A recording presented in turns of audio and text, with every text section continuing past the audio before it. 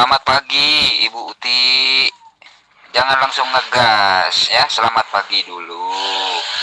Apa kabar? Baik, sehat. Kalau sehat, bilang alhamdulillah. Segala puji bagi Allah, Rabbul Alamin, Tuhan seluruh alam.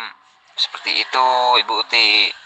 Saya doakan semoga Ibu Uti dibukakan mata, hati, dan nuraninya oleh Allah sehingga Ibu Uti ini bisa menerima kebenaran Islam, bisa menerima kebenaran Al-Quran yang telah dibawa, yang telah diturunkan kepada Nabi Muhammad Sallallahu Alaihi Wasallam. Allahumma salli wa sallim wa barik alaih. Jangan langsung tensi Bu Uti, ya. Maksud saya begini, kenapa sih manusia itu bisa mati? Menurut perspektif Alkitab dan menurut pemahaman Ibu Uti, itu kenapa manusia itu mati? Silakan Ibu Uti. Memang mana mayatnya, Alibi? Jika kamu mengatakan Yesus mati, mana mayatnya? Tunjukkan kepada diriku di mana jenazahnya di kolong langit ini. Ayo, harus ada dalilnya. Oh, syukur kalau baik-baik saja.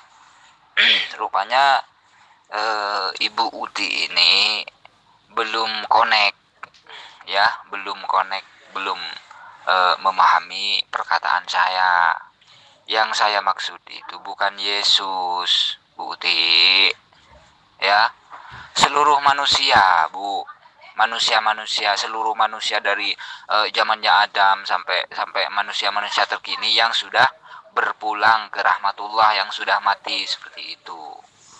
Itu manusia ini kenapa kok mati gitu loh. Menurut perspektif Alkitab dan menurut pemahaman Ibu Uti tentang hal ini, ya. Ini gimana gitu? Faktor apa gitu loh, Bu? Apakah Ibu bisa menjelaskan menurut Alkitab itu seperti apa dan menurut pemahaman Ibu Uti itu seperti apa gitu loh, Bu? Silakan. Selamat pagi juga Bapak Al-Ayubi yang ganteng. Ya, aku kabarnya baik-baik saja. Kemarin nggak bisa ikut debat yang full karena badanku kayak tidak enak. Tetapi hari ini udah enakan. Terima kasih. Baru bangun sih, lihat-lihat. Aku lihat-lihat WA. Ada Pak Al-Ayubi bilang Yesus mati. Ya udah, aku tanya dong, di mana faktanya Yesus mati? Kalau mati itu kan ada kuburannya, ya kan? Nah, sekarang tunjukkan di mana faktanya mayat Yesus ada di bumi, oke? Aku bukannya nggak mau terima kebenaran Islam, Pak. Aku nggak mau masuk neraka, ya kan? Bolehlah kalian mengatakan Islam benar, tapi buntutnya kan pada masuk neraka. Aku pilih masuk surga dong. Emang enak masuk neraka? Lo kata enak masuk neraka, Pak? Enggak enak tahu. Dan aku di sini kena panas, kena api ini aja, setitik aja langsung melepuh badanku, sakitnya sampai berhari-hari. Apalagi digosong kan di sana, digoreng di sana, ya nggak enak. Untuk apa beriman? Untuk apa menyatakan itu benar kalau buntutnya kalian ke neraka juga, Pak? Iya kan? Manusia mati itu karena karena mereka berbuat dosa. Ingat ya, waktu Adam dan Hawa mereka belum berbuat dosa, mereka ditempatkan di taman. Taman itu di mana Elohim ada bersama-sama dengan mereka.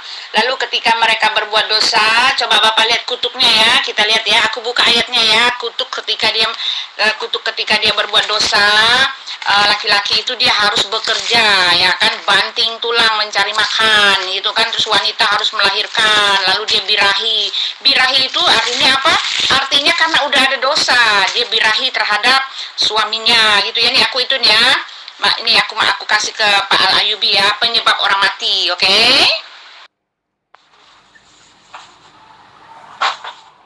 Loh, siapa yang bilang orang Islam masuk neraka? Siapa yang bilang orang yang beriman dan bertakwa masuk neraka? Ibu dapat dari mana? Referensi dari mana itu? Main klaim-klaim begitu saja Ibu Uti ini. Oh, manusia mati itu disebabkan oleh dosa. Begitu. Birahi itu termasuk juga bagian dari dosa. Gitu ya Bu ya. Kalau birahi itu termasuk bagian dari dosa, orang yang birahi itu berdosa, apa Ibu bisa menjelaskan dalilnya di dalam Alkitab bahwasanya orang birahi itu berdosa? Ya, itu satu. Terus yang kedua, kalau misalnya orang mati itu karena dosa, ya kan? Nah, bagaimana dengan monyet? Bagaimana dengan anjing, kambing, kelinci, kucing, babi, burung, gitu? Mereka juga mati, mereka bukan manusia, ya toh? Coba, gimana? Tuh, Pak Al-Ayubi, penyebab orang mati itu karena ada dosa. Mati fisik nih ya. Mati fisik, penyebab orang mati itu karena ada dosa. Lalu penyebab orang mati itu makanya dia birahi. Nah, jadi ingat ya, orang birahi itu karena apa? Karena ada dosa, karena dosa. Jadi nggak mungkin dosa dibawa-bawa ke kemana, dosa dibawa-bawa ke sorga. Di tempatmu itu kan orang pesta birahi. Nah, ini penyebabnya orang birahi itu karena ada dosa, ya kan? Nah, habis itu kamu harus makan, perempuan melahirkan, itu sebabnya karena kutukan itu sebetulnya kutukan, perempuan harus melahirkan. Lalu yang ketiga, kamu harus cari makan di muka bumi ini, itu penyebabnya. Oke? Oh, surat Maryam 71. Analoginya sederhana saja, Bu, ya. Misalnya Ibu Uti mendatangi kuburan kuburan sanak saudara Ibu Uti yang sudah meninggal. Ibu Uti mendatangi kuburan saudara Ibu. Ya. Nah, apakah Ibu saat mendatangi itu memasuki liang kuburnya, memasuki liang lahatnya? Kan tidak, Bu. Ya toh? Nah, begitu juga di surat Maryam itu. Mendatangi bukan berarti mendiami. Mendatangi bukan berarti memasuki Ibu Uti. Ingat Bu Uti, ya. Ibu Uti mengutip dalil dalam Al-Quran. Tentunya Ibu Uti harus adil. Ya, penjelasan tentang Al-Quran, penjelasan tentang hadis kan seperti itu. Ibu Uti kan mengutip dalil Islam. Tentunya Ibu Uti harus adil dong, harus menerima penjelasan dari Islam. Kan seperti itu. Ya kan? Nah, di penjelasan keimanan kami, Bu Uti, di atas neraka itu ada jembatan. Seperti itu, Ibu Uti. Ya. Orang yang bertakwa, orang yang beriman, orang yang beramal soleh, orang yang ikhlas, itu macam-macam, Bu. Ya, ada yang cara jalannya itu ngesot, ada yang merangkak, ada macam-macam lah pokoknya. Ada yang berlari, ada yang secepat kilat. Pokoknya macam-macam lah, itu tergantung amalnya masing-masing. Begitu, Bu Uti. Ya. Dan jangan lupa di ayat yang ke-72 Ibu Uti, ya, Allah menyelamatkan orang-orang yang bertakwa. Ya. Siapa orang yang bertakwa ini? Ialah orang yang menjalankan perintah-perintah Allah dan menjauhi larangan-larangan Allah.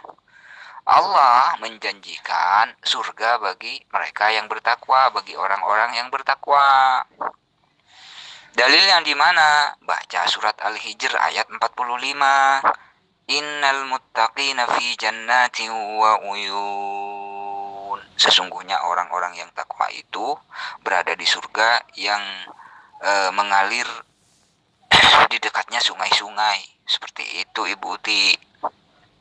Ya, jadi surat Maryam 71 jangan dipenggal. Lanjutkan ke ayat yang ke-72. Ingat, di ayat yang ke-72, Bu Uti, Allah membiarkan orang-orang yang zalim. Allah membiarkan orang yang zalim berlutut di neraka. Seperti itu. Nah, orang-orang yang dolim di situ yang dimaksud ialah orang-orang kafir, orang-orang musyrik, para penyembah makhluk, penyembah manusia, penyembah patung, termasuk Ibu Uti. Seperti itu. Dalilnya di mana? Ibu Uti baca surat Luqman. Ya bunayya la tusyrik billah innasyirka ladzulmun adzim. Ya. Jadi orang dolim yang dibiarkan di neraka itu adalah orang yang musyrik. Begitu, Bu. Dan ingat, dosa kesyirikan ini adalah dosa terbesar. Ya. Selain dosa syirik, itu berkesempatan diampuni oleh Allah.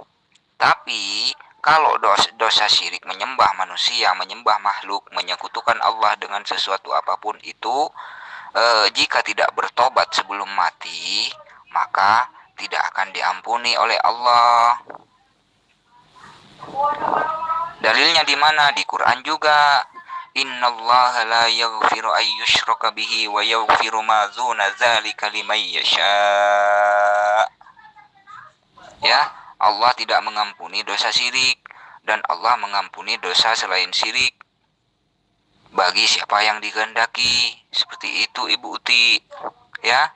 Tapi garis besarnya, Ibu Uti, di surat Maryam 71 itu bukan cuma untuk umat Islam, itu untuk seluruh manusia. Karena Al-Quran itu adalah hudal linnas, petunjuk bagi seluruh manusia. Yang mengikuti Al-Quran tidak tersesat. Yang mengikuti Al-Quran tidak resah, tidak gundah hati. Seperti itu, Ibu Uti. Ya, termasuk Ibu Uti itu di Maryam 71 itu. Ya, untuk semua manusia, bukan cuma Islam, termasuk ibu juga. Ya. Itu. Melainkan mendatangi neraka, maksudnya melainkan mendatangi neraka. Oke? Kan ada tidak satu pun dari kalian yang mendatangi neraka, oke? Semuanya mendatangi neraka, dan neraka itu kekal. Mau bilang apa? Walaupun kalian mengatakan akan dipindahkan, mana ada itu nggak ada sistemnya, nggak ada aturannya, karena sorga dengan neraka itu merupakan dua tempat yang berbeda dan tidak bisa dijangkau. Orang ke sorga tidak bisa ke neraka, orang neraka nggak bisa ke sorga, itu udah pasti. Jadi yang namanya mendatangi neraka ya tinggal di situ, kalian tinggal di neraka, kamu datang di situ, oke?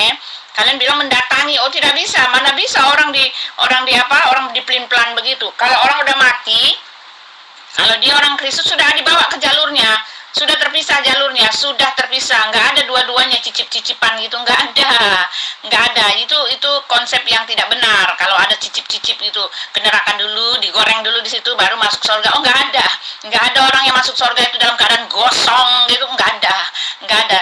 Ketika dia terima Yesus, tubuhnya sudah dibangkitkan dalam tubuh yang baru, dia tidak pernah lagi melihat neraka jurusannya sudah beda, oke? Jurusannya udah beda. Jadi kalau Pak Ayubi mati, Pak Ayubi udah langsung dibawa ke neraka, udah langsung mengikuti kodratnya Pak Ayubi, mengikuti hukum dari Tuhan itu. Pak Ayubi masuk neraka, oke? Gitu. Kalau Anda tidur dengan seorang yang bukan istri, apakah itu tidak berdosa? Ya, kalau Anda tidur dengan seorang yang bukan istrimu, bukankah itu berdosa?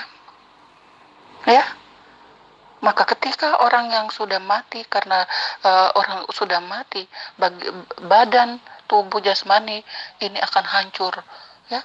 Sedangkan yang bangkit adalah roh. Kok kalian tidak paham banget sih dengan ajaran itu? Makanya kalau di ajaran itu jangan muluk-muluk bahwa di surga pun ada ini, ada birahi segala gitu loh. Allah itu kudus, Allah itu suci, Allah itu murni. Ya, Allah itu tanpa dosa. Maka Allah tidak akan pernah mengizinkan surganya dikotori. Ya, dengan hubungan suami istri. walaupun suami istri, nggak akan pernah ada di surga. Tapi ajaran kalian ini aneh tapi nyata. Kalian buat seakan-akan Allah itu nggak kudus, Allah itu nggak suci, sehingga kalian membuat surganya itu menjadikan seperti ke tempat-tempat hiburan malam gitu. Aneh kan?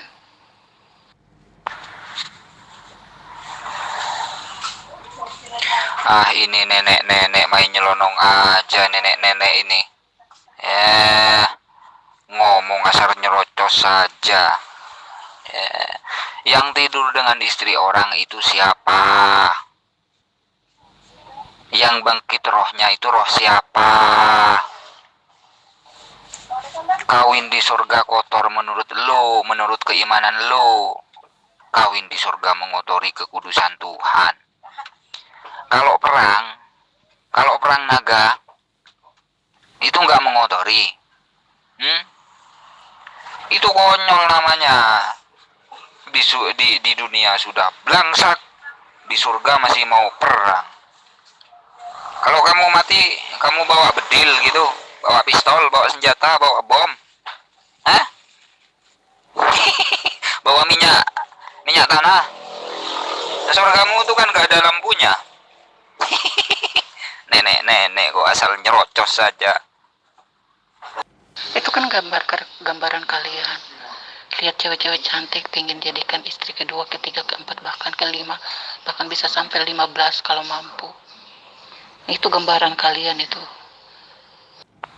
Tuh, sudah saya kirim, ya. Kenapa jawabanmu cuma segini doang, ya? Makanya kalau ngomong itu jangan asal nyerocos.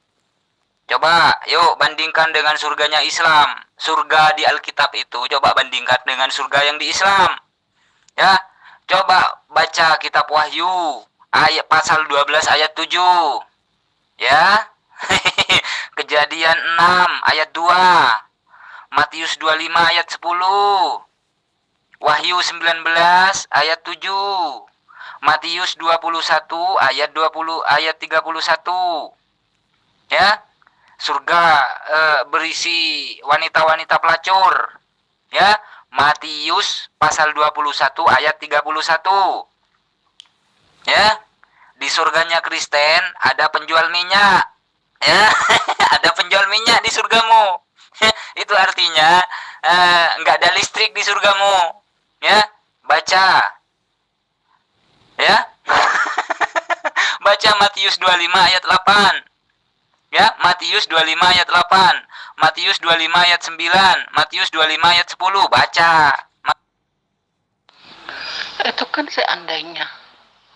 Itu kan ilustrasi. Ya memang sih kamu tidak akan pernah paham hal-hal seperti itu. Ya. Memang ya tidak ada ilustrasinya dalam hidup kalian itu. Nggak ngerti arti seperti itu andaikan orang itu tidur dengan istri orang, dosa atau enggak? Nih, masa tubuh jasmani yang berdosa ini dibawa sampai ke surga? Masuk akal nggak sih? Maaf, tidak ada catatan Al-Ayubi. Kalian mendatangi neraka, bukan mendatangi liang kubur. Maaf, kalian mendatangi neraka. Neraka itu satu tempat di mana pengadilan terakhir manusia. Kalau kamu menganalogikannya dengan liang kubur, maaf, itu bukan neraka. Liang kubur tidak bisa dianalogikan dengan neraka, dan itu tidak bisa dianalogikan karena jelas di situ ditulis neraka. Dan nabimu juga dia masih minta didoakan. Itu artinya semua kalian memang masuk neraka. Oke, kalian mendatangi, ya datanglah. Kamu datang ke rumah saya, ya kamu datang ke sini. Kamu mendatangi neraka, ya kamu datang ke neraka. Kamu ada di sana. Itu saja ya, jangan aneh-aneh. Sanggah, ya. Makanya kalau punya Alkitab itu, ya, kalau punya kitab yang dianggap suci itu baca. Ya, baca itu. Jelaskan ayat-ayat yang sudah saya jelaskan di atas itu. Ayo disanggah, jelaskan. Jangan cuma bisa nyerocos. Kok ibu yang jadi ustadzah? Kok ibu yang jadi mufassir? Kok ibu yang jadi ahli agama Islam? Ibu Uti ini mengutip dalil Islam. Tentunya Ibu Uti ini harus menerima penjelasan dari kami Islam. Kan seperti itu seharusnya. Ya kan? Di surat Maryam 71 itu untuk semua manusia. Ya, surga itu penjelasannya untuk semua manusia. Ya, dan neraka itu penjelasannya untuk semua manusia. Baik yang kafir maupun yang beriman, yang muslim, kan seperti itu. Kalau yang muslim dijanjikan surga oleh Allah sebagai balasan. Ya, kalau yang kafir neraka dijanjikan oleh Allah. Ya, dan itu di Maryam 72, jangan dilupakan ya. Orang yang zalim itu jangan dilupakan, kan sudah saya tegaskan, sudah saya jelaskan dalilnya di atas. Ya bunayya la tusyrik billah innasyirka ladzulmun adzim. Siapa orang yang zalim, orang yang syirik, yang musyrik. Contohnya siapa ya? Contohnya Ibu Uti ini. Kenapa saya bilang Ibu Uti? Karena Ibu Uti ini menyembah manusia, menyekutukan Allah, seperti itu Ibu Uti. Enggak, birahi itu ada dalam kodratnya keberdosaan manusia. Waktu Adam dan Hawa belum berdosa, mereka masih di taman bersama dengan Elohim. Mereka nggak ada gitu-gitu. Bahkan mereka tidak tahu bahwa diri mereka telanjang. Mereka tidak sadar. Mereka betul-betul polos nggak ada gitu-gitu. Lalu ketika mereka dibuang, ketika mereka telah berdosa, itu kan masuk dalam kutuk. Makanya yang aku kasih itu tadi, aku kasih kamu baca, itu masuk dalam kutuk. Kutuk laki-laki dia harus bekerja banting tulang untuk cari makan, lalu perempuan dia harus melahirkan, itu karena ada dosa. Itu kutuk disebabkan karena dosa. Oke. Perempuan harus melahirkan, lalu dia tetap setelah itu dia birahi sama suaminya. Itu dia. Itulah sebabnya aneh sekali kalau di sorgamu ada yang begitu-begitu, karena ketika manusia berdosa barulah ada keinginan seperti itu, keinginan birahi-birahi ketika manusia sudah berdosa. Sedangkan katanya sorgamu itu kan suci kudus, sorga itu kan suci, tempat Tuhan yang suci. Masa malah Tuhannya malah ngeliatin orang begituan trot gitu loh, kan gak masuk akal. Pakailah logika deh, pakailah nalarmu deh. Itu sangkaan saya. Bahwa kalian itu kalau lihat perempuan cantik, kalian akan lupa kalau ada istri di rumah. Itu yang terkadang sampai 4. Ya, kalau belum sampai 4 sesuai sunnah Nabi, belum puas. Betul kan? Itu gambaran dari kehidupan kalian itu. Sudah, ya, nggak usah muter-muter, nggak usah panjang-panjang VN, simple saja lah. Ya, simple saja. Mana dalilnya di dalam Alkitab kalau birahi itu, kalau nafsu birahi itu adalah bagian dari dosa? Ayo tunjukkan dalilnya. Simple, nggak usah panjang-panjang.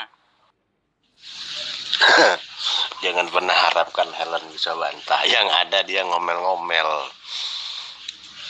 Saya ada pengalaman, berapa kali, ada 4 kali head to head dengan dia. Jangankan dia mau bantah, yang ada malah ngomel-ngomel. Coba aja kalau nggak percaya. Selamat mencoba. Kamu kok malah ngomongin yang nggak jelas? Itu dalil-dalil di atas itu yang saya katakan, yang saya posting, yang saya nyatakan di atas itu dibantah. Wanita di surganya Kristen itu isinya wanita-wanita pelacur. Isinya cuma 144.000. Gerbangnya cuma 12 dan masing-masing tertulis ke-12 suku bangsa Israel. Di surgamu itu ada penjual minyak tanah. Di surgamu itu ada undangan perkawinan anak domba. Itu dibantah. Kenapa malah curhat? Masih pagi udah kumur-kumur. Kumur-kumurnya bukan air panas, Bang. Ya, air aki. Assalamualaikum warahmatullahi wabarakatuh. Selamat pagi Pak Al Ayubi. Apa kabar nih? Semoga sehat selalu dan ceria ya. Begini Pak Al Ayubi, Yang dimaksud dengan perkawinan ya, itu sebetulnya kiasan kok. Hanya kiasan ya, kita juga dikisahkan pengantin laki-laki, ada pengantin perempuan gitu loh. Kalau kita umat percaya itu dikiaskan sebagai pengantin wanita perempuan, sementara sedangkan Tuhan Yesus sebagai pengantin pria. Itu arti kiasan saja. Jadi bukan berarti nanti di surga ada pernikahan antara pria dan wanita, tidak seperti itu gitu. Jadi itu kitab Wahyu ya, itu penglihatan itu banyak yang kiasan gitu. Jadi menurut saya masih misteri juga. Surga ya nggak ada yang tahu Pak Ayubi. Alam mimpi pun misalnya gitu ya, ya belum tentu persis sama. Yang penting ketika kita di dunia ini ya udahlah, kita bicara hal yang duniawi gitu. Kalau hal yang belum kita alami, kita jalani, apalagi surgawi gitu, itu ranahnya Sang Pencipta ya. Saya kira begitu ya Pak ya. Waalaikum Bapak Agung ya. Waalaikum. Terima kasih atas doanya Pak Agung ya. Begini Pak Agung, saya mencari ayat-ayat dalam Alkitab tentang surga di dalam Kristen. Ya memang sengaja saya cari. Kenapa? Karena si nenek-nenek peyot itu kan melecehkan keimanan kami, keyakinan kami tentang di surga ada perkawinan, di surga ada pernikahan, kan seperti itu. Nah, setelah saya lacak di Alkitab, ternyata perempuan-perempuan sundal ya dan pemungut-pemungut cukai ini akan mendahului masuk surga gitu, dibandingkan dengan orang-orang yang beriman. Ini kan lucu. Wanita-wanita pelacur menghuni surga. Coba bandingkan dengan kami di Islam. Penghuni surga itu bidadari surga. Seperti itu, bidadari surga, ya. Kalau mengacu kepada Matius 21 ayat 31, isinya surga Kristen, surga Alkitab itu perempuan-perempuan sundal, wanita-wanita pelacur dan pemungut-pemungut cukai, ya kan? Surganya Kristen. Gadis-gadis yang bodoh berkata kepada gadis-gadis yang bijaksana, "Berikanlah kami sedikit dari minyakmu itu, sebab pelita kami hampir padam." Ya, itu artinya tidak ada listrik di surganya Kristen ini, ya. Dan itu Matius 25 ayat yang ke-8. Ya. Matius 25:9 dan Matius 25:10.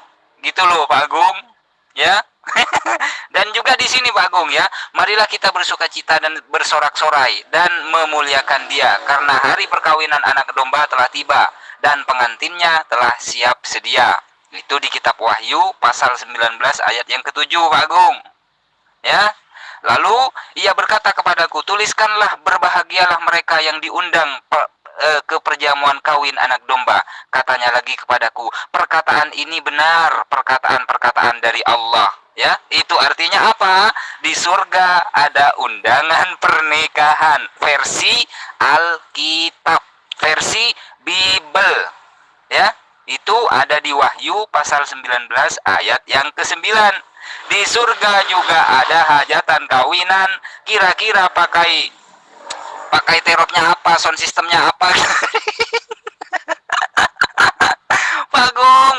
Surga versi Kristen terdapat peperangan dan naga, ya. Saya bacakan. Maka timbullah peperangan di surga. Mikail dan malaikat-malaikatnya berperang melawan naga itu, dan naga itu dibantu oleh malaikat-malaikatnya. Ya, Wahyu pasal 12 ayat yang ke-7 Bagung. Di dunia ini kita kan sudah belangsak Bagung, ya. Sudah peras keringat banting tulang untuk mencari nafkah. Kok di surga malah perang?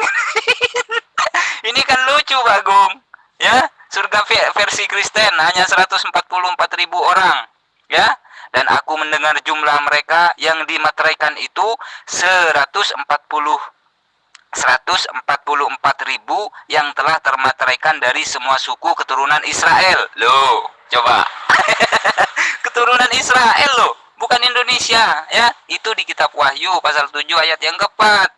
Ya, dan temboknya besar lagi tinggi dan pintu gerbangnya 12 buah, dan di atas pintu-pintu gerbang itu ada 12 malaikat yang di atasnya tertulis nama ke-12 suku Israel, ya. Indonesia nggak masuk, versi Kristen. Gitu loh Bagong, ya. Makanya kalau ngomong, ya, kalau ngomong itu hati-hati, ya. Ngomong akidah keyakinan, keimanan orang lain itu hati-hati, jangan asal nyerocos begitu saja, begitu loh. Tolong bilangin itu sama si Helen itu, Bagong, ya.